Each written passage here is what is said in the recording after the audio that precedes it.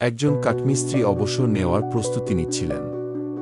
তিনি তার বসকে জানালেন যে তিনি তার কর্মজীবন শেষ করতে চান এবং এখন স্ত্রী ও পরিবারের সাথে সময় কাটানো তার অগ্রাধিকার।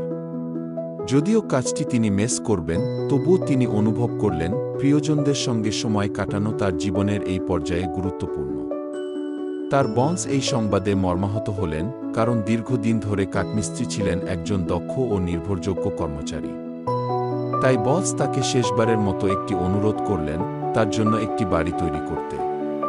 কাঠমিস্ত্রি অনিচ্ছা সত্ত্বেও সম্মত হলেন, যদিও তার পেশার প্রতি আগের মতো আর আগ্রহ ছিল না। কাজটি করতে গিয়ে তার মনোযোগ ও যত্ন যথেষ্ট ছিল না। সস্তা এবং নিম্নমানের উপকরণ ব্যবহার করে তিনি দ্রুত কাজ শেষ করলেন। এটি ছিল তার নিবেদিত কর্মজীবনের একটি দুর্বল সমাপ্তি।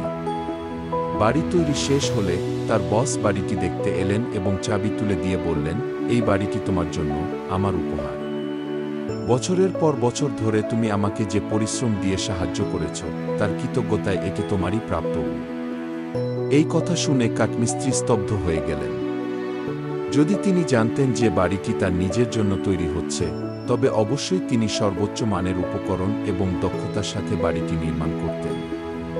এই গল্প আমাদের শেখায় যে আমাদের মনোভাব ও সিদ্ধান্ত আমাদের ভবিষ্যৎ জীবনকে গঠন করে। তাই প্রতিটি কাজ যত্ন এবং সতর্কতার সঙ্গে করা উচিত। নিজের ভবিষ্যৎ গড়ার কাজটি সাবধানে করুন।